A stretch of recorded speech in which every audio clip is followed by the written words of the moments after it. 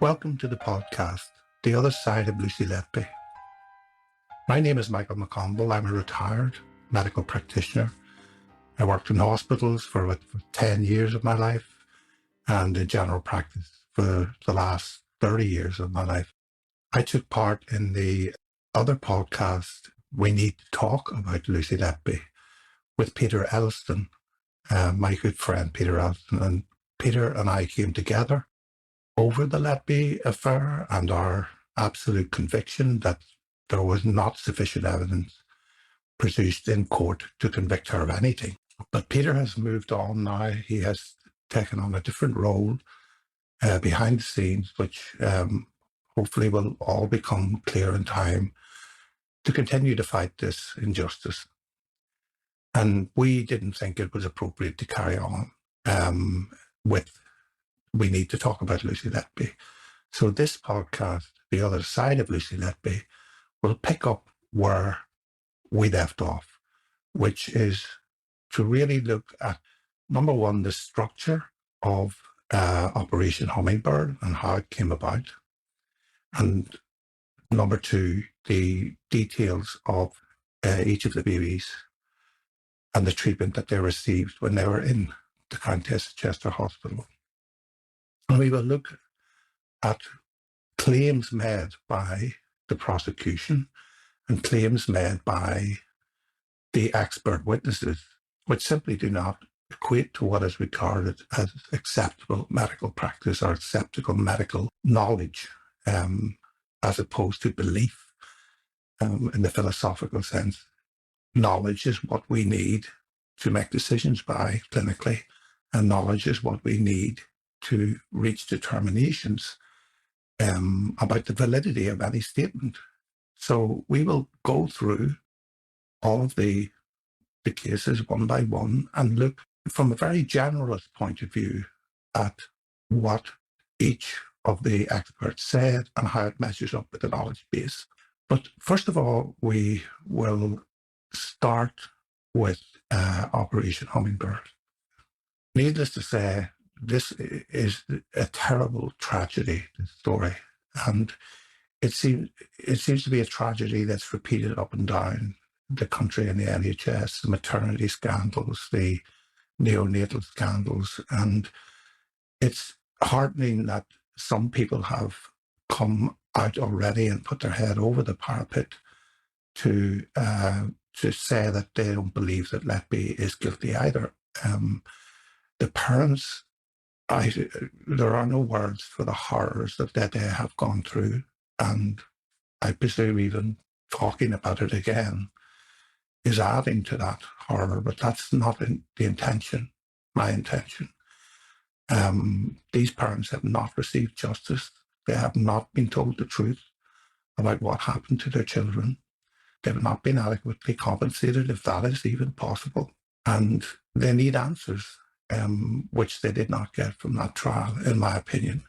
This is a scientific podcast, a podcast that discusses scientific principles and what is accepted at the moment as scientific knowledge. And of course, we all know that science is subject to change constantly. It is open for debate all the time. So people can disagree with me, agree with me, it doesn't make any difference. Where I do make claims that I say are true, I will provide citations in the show notes, and I will also provide a link to the episodes of We Need to Talk About Lucy Letby. But we're now focused on the other side of Lucy Letby, and we'll start off with Operation Hummingbird. If we are to believe everything that we're told about the Lucy Letby affair, in June of 2015 to July or so of 2016, consultants, paediatricians at the Countess of Chester Hospital became convinced that Lucy Letby, a nurse that worked there, was murdering children. Now, they became so convinced of this that one of the consultants, Dr. Jayaram, said in court, in the case of baby K, that he virtually caught her, or he caught her virtually red-handed. He says that he caught a nurse in the act of committing murder, but yet he did nothing. He says that he argued with management about what they should do, etc., emailing, all of this infighting, this kind of stuff that goes on in organizations. But he didn't go to the police. And he didn't have any excuse or any reason not to go to the police. The police are present in the local area and in many local areas in the UK in what is called the Child Death Oversight Panel. And the whole purpose of the Child Death Oversight Panel is to investigate things like this, or maybe not as severe or serious as this, but there's a permanent police presence on the Child Death Oversight Panel. And it doesn't require the permission of management to go along and speak to them about a cluster of deaths that's happening in your hospital.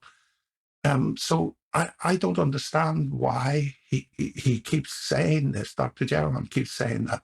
And Dr. Beery, the other consultant, keeps saying that the reason they didn't stop Letby earlier was because management wouldn't let them. It was their ethical duty, their civic duty, to go to the police if they thought that a child was being harmed. And that is the one big, big question that remains in my head that I cannot answer. Again, if we're to believe everything, the consultants eventually were subject to a grievance hearing. So Letby was advised by her union or whoever to bring a grievance against these consultants for bullying and making allegations about her that she was a murderer. And Letby actually won that grievance. And one of the consultants, Dr. Jeron, subsequently apologized to her. So the doctor who said that he caught her in the act of murder apologized to her afterwards. He said in an article written by Rachel Aviv in the New Yorker that he didn't feel angry at Letby at the time of his apology. He felt angry at the system. Again, I mean, for a person that would go on in a couple of years' time to give evidence that he caught a murderer in the act, is angry with the system, but not angry with the murderer, I find that very hard to understand.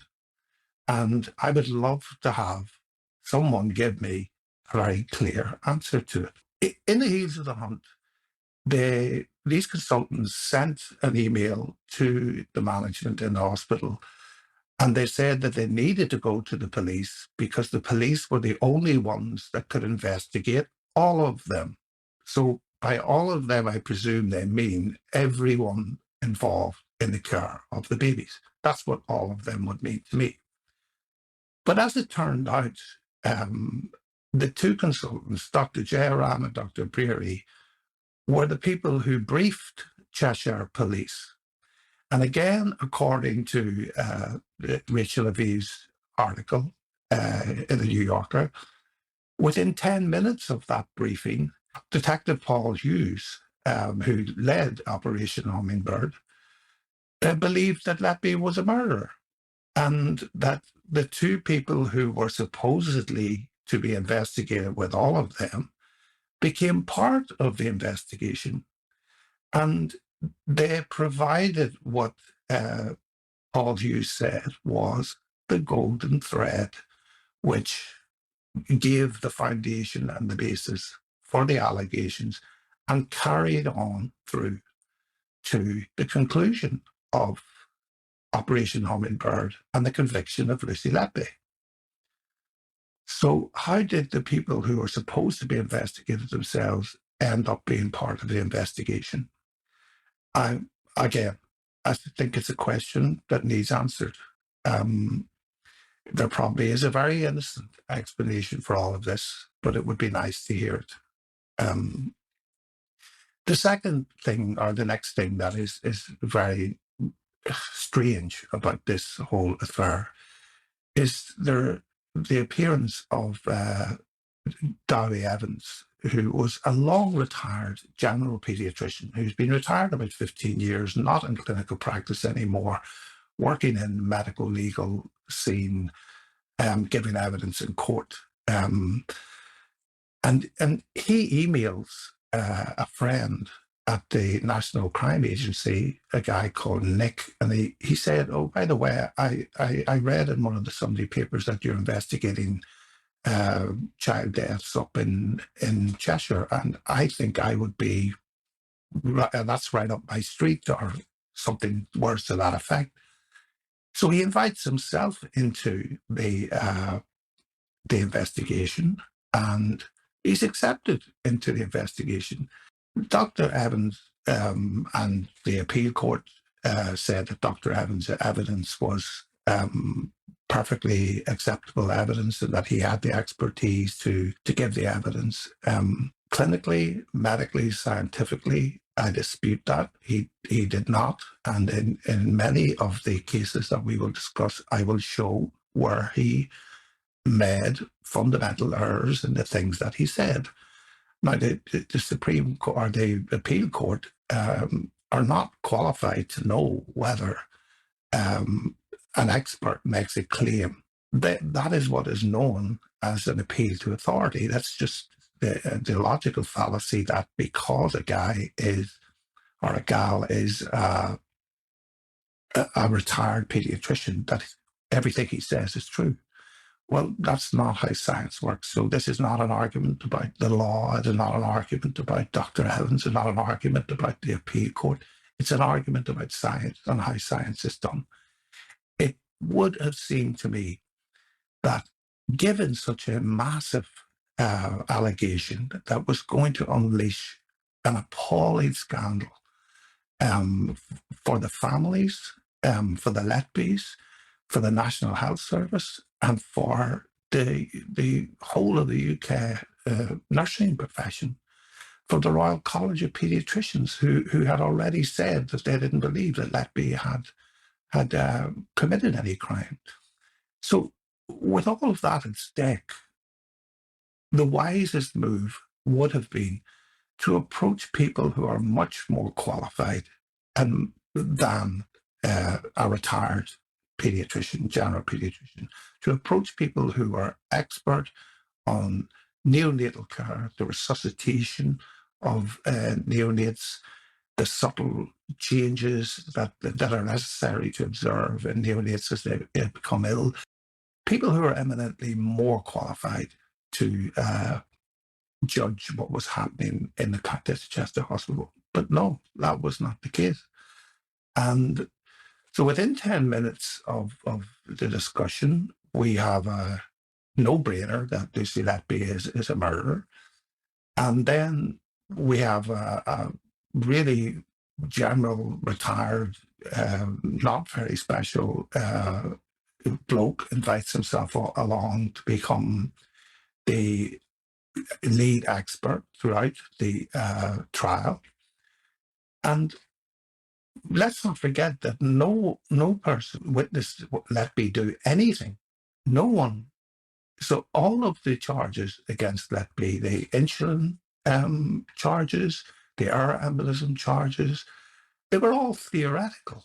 They were all, someone thought, well, that could have been the reason. That could have been the reason. That, no one witnessed anything.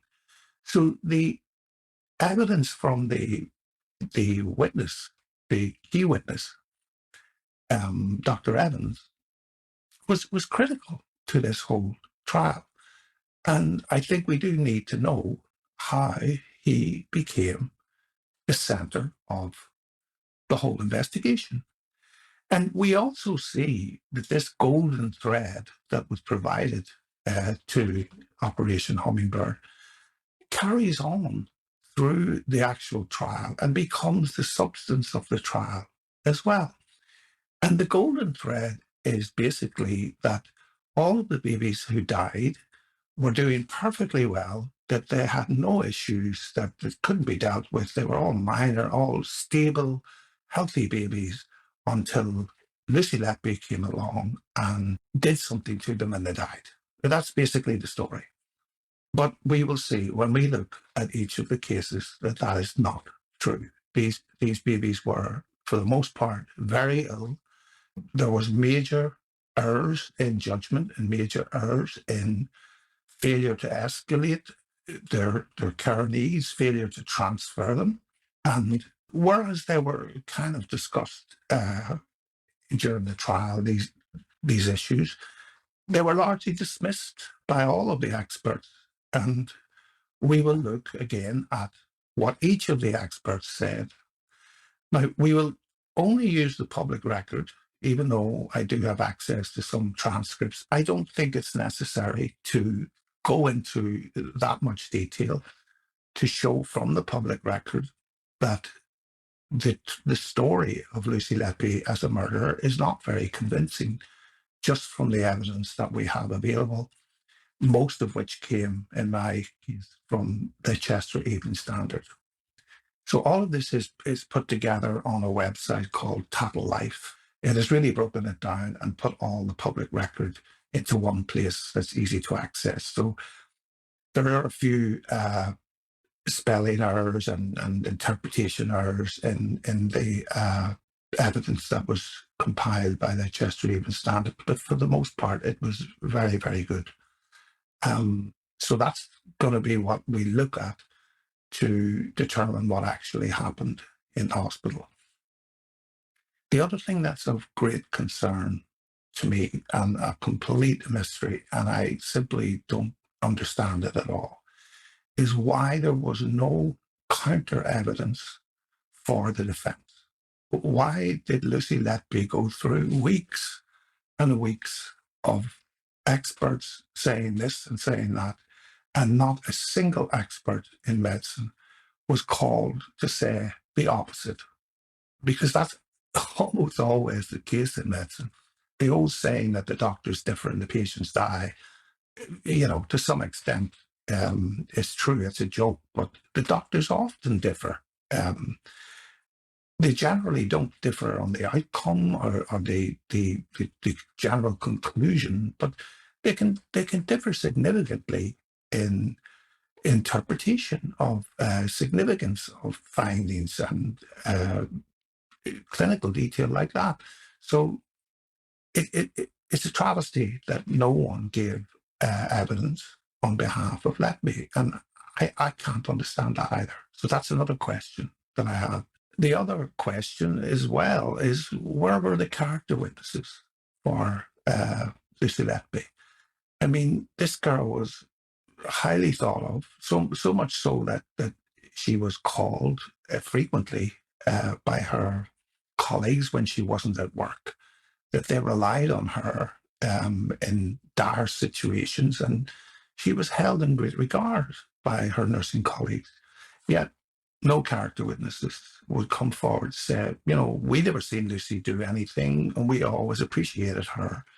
Now, there was a couple of nurses during the trial who said that she worked as part of the team, but there was no concerted effort on the part of the defense to project this girl as anything other than this dark, mysterious person who had, let's face it, peculiar habits, looking up people on Facebook, that kind of thing, which is not very professional, but it's certainly not evidence of murder. And in this generation, this day and age of social media, and her age, it's probably something that's done by many people. I don't know. It's just not something I've ever done, but it's not defensible really, but it's not an indication of murder. And the final thing that I would say before we develop the golden thread as we move into the first of the cases, the baby A case, is the evidence of Mr. Mansuti, who was the estates manager who took care of the plumbing, the appalling plumbing in the Countess of Chester Hospital. And he gave evidence. It was just blindly dismissed by the court that there was sewage leaking onto a neonatal intensive care unit, and that somehow that this was of no significance whatsoever. And when we go into that, it's horrifying. It's absolutely horrifying that if people knew that sewage was coming into that unit, if people knew that there were bacterium that were drug resistant, that had been isolated from routine testing in that hospital, if all of that or any of that was known, that should have been part of the record in the trial as well, because sewage will kill babies. It will kill adults. I ask you as a listener, how would you feel if every night or once a week your kitchen sink just suddenly filled with sewage from outside? You would be horrified. Your nerves would be gone. You wouldn't be able to cope, and your house, every part of your house, would be contaminated with pathogens and all kinds of toxins and things in no time at all. So we will go into the detail of why that evidence was crucial to the defence of Lucy Letby and why it should have been developed and put forward as a very reasonable explanation for what happened on that unit. We'll carry on by going through the prosecution opening statement on the deaths of baby A and attempted murder. So that was a murder allegation of baby A twin, and attempted murder allegation of baby B, the twin. And these murders were said to have occurred because Letby injected air into a venous access to the baby, and that this air formed what's called an embolism and caused some kind of blockage inside the baby and caused the baby to collapse. Now, there is absolutely zero evidence for this at all. None, not in the expert witness evidence, and no one's seen it happen. So again, it puzzles me how this became the means by which Letby was supposed to have killed these babies. Now, let's not forget, these babies all had, all except one, had detailed pathology reports from a postmortem which showed that death had occurred by natural causes. Now, in the case of baby A, the one we're about to discuss, that cause was unascertained. That is quite common in neonatal babies, that because there are so many complex things going on, it isn't possible to say which one of them was the actual cause of death. It happens all the time in medical practice, where you have to kind of make your best judgment and write down and discuss with the family what you're going to write down on a death certificate. So unascertained doesn't mean anything, except it was a natural cause of death, but the pathologist didn't want to say exactly what caused it. But the opening statement in this, which is the golden thread, this is what I mean by the golden thread. So we have this unexplained, unexpected death. So we have Paul Hughes in Operation Hummingbird saying in this little show that he made for ITV afterwards that babies never die on a neonatal unit unexpectedly, that they don't suddenly crash and die, and the consultants are always able to tell the parents, to prepare the parents for the expected death of a child, which is just simply not true. But this is what Detective Hughes was led to believe was the case. These are very, very vulnerable babies who are subject to multiple risks, not all of which can be controlled and not all of which are apparent at any one time.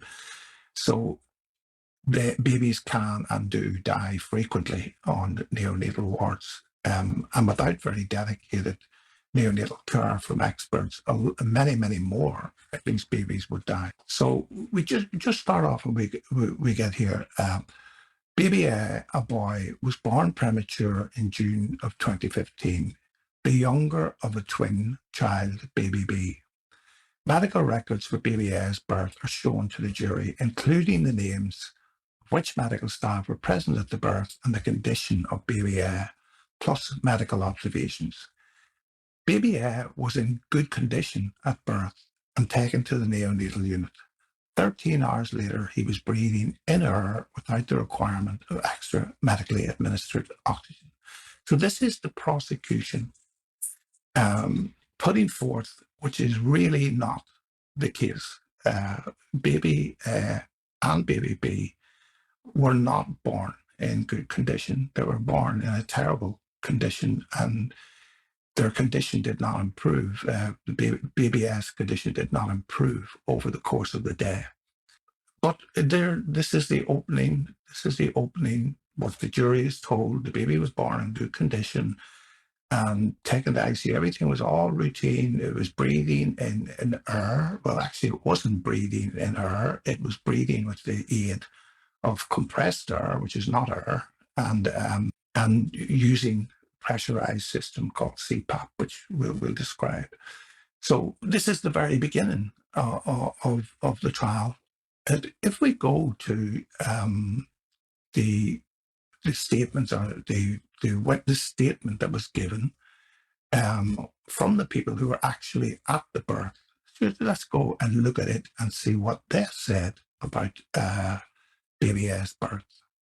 And just before we do that, we have to remind ourselves that when the Royal College of Paediatrician and Child Health reviewed this unit after July, I think, of 2016, their conclusion was that this unit was never equipped or adequately staffed to care for such babies. In the case of baby A, the mother was unknown to the Countess of Chester Hospital. She was receiving very detailed antenatal care elsewhere because of a medical condition that she had, which I'll explain in a minute.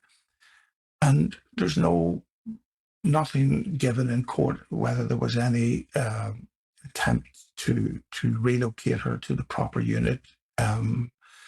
All that which happened before the baby was born and before Lucy Letby is anywhere on the scene.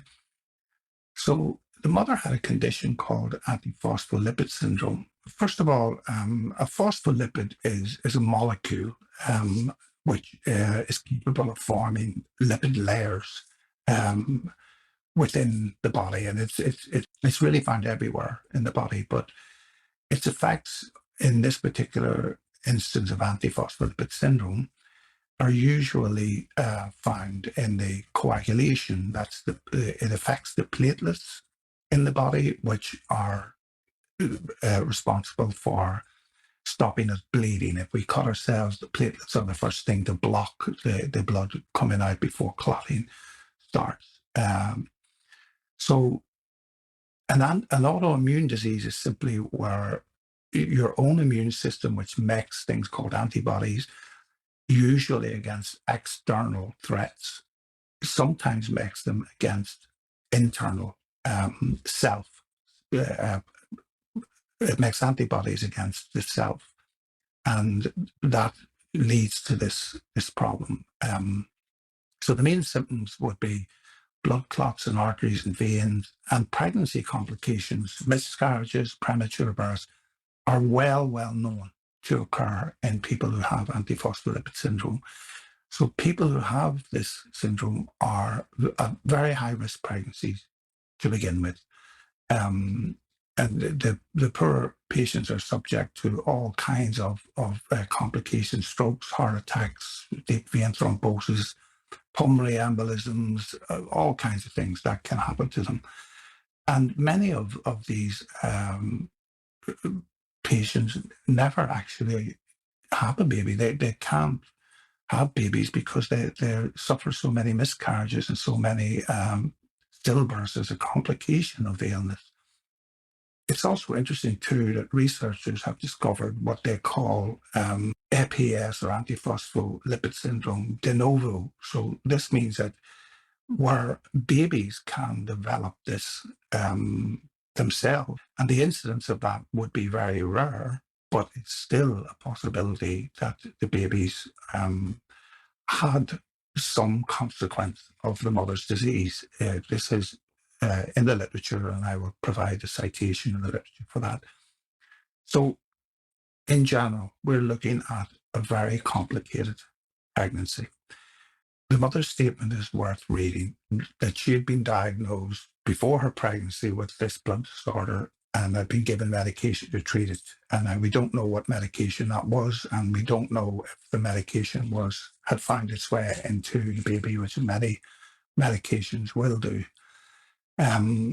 She discovered that she was pregnant, and it was decided the blood condition would be monitored and managed throughout, which was the appropriate thing. It was planned for the babies to be delivered at a medical centre outside of Chester, hopefully at full term, but that wouldn't have been very likely. And that is a question: why was the mother told that this pregnancy would likely go to full term when they rarely ever do? But that's another mystery.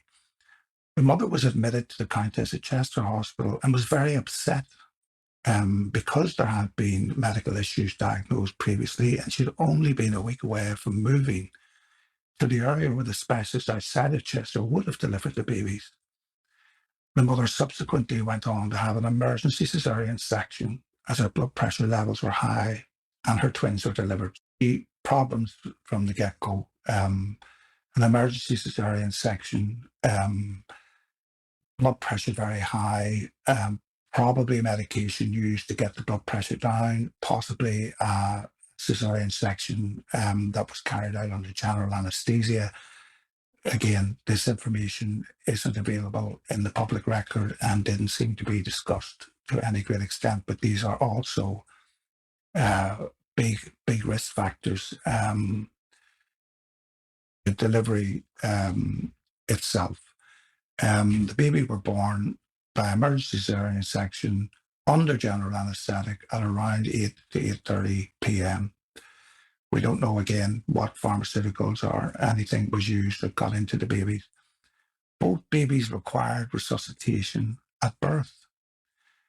2 people were present to care for these 2 high-risk neonates who were 31 weeks gestation and weighed around 1,600 grams. So one of them was a junior registrar and the other one was a senior neonatal nurse.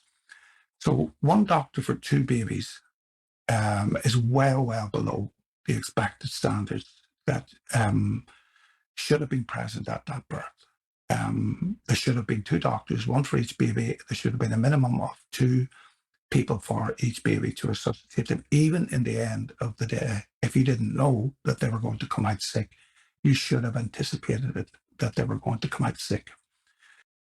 In an agreed evidence statement from the doctor who worked at the Countess, the junior doctor who worked at the Countess at Chester Hospital then, she recalls the care she provided for baby A in the minutes after his birth, including breathing support via a nail puff device to inflate the lungs and get the required heart rate. And that's what you would expect and probably reasonable, and doesn't mean in itself that the baby wasn't born in good condition. Sometimes babies need what kind of rescue breaths to get their lungs going, a bit like blowing up a balloon and, pinching the end of it and then blowing it up a little bit more. It's something like that to get the lungs inflated.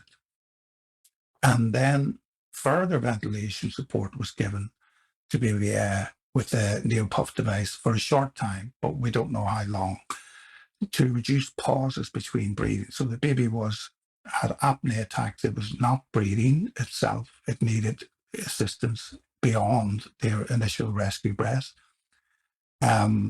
She was then recorded as having very good oxygen levels. So I don't know where these were measured, if they were measured in capillary oxygen levels or whether they were measured in the umbilical artery. I don't know. It doesn't say. So the nail puff device, this is a little handheld device which you can rescue breath with. It was reduced, and the doctor noticed that the baby was breathing by himself. And quite rightly, the doctor says that it wasn't unusual that you would need to administer breathing support for this kind of baby. But then we get that the decision was made to transfer the baby to a neonatal unit. And so that puts it into a whole other ballgame. So we just finished this episode now, comparing what we've just heard. This was a very sick mother who had plans in place to be delivered quite rightly in a level 3, a much more high level unit, and that all of those plans fell apart when she became predictably ill with preeclampsia. And we again have to wonder how well was the mother monitored for the preeclampsia, because preeclampsia can come on all of a sudden, but you usually would get a bit of a warning that was going to happen. And then we have not a sufficient staff there to resuscitate two babies who most people would have anticipated would require more resuscitation. And the babies are then, the decision is made to move the babies to neonatal intensive care. And with all of these complications and things we've talked about, this is described by the prosecutor as a baby born in good condition. I would leave it up to you, the listener, to decide. Most of you having hopefully been, or many of you having hopefully been at the birth of your own children, or even with preterm children as well, whether you think this scenario describes a baby who was born in good condition. So we'll pick up in the next episode with what happened to baby when it moved to the neonatal intensive care unit.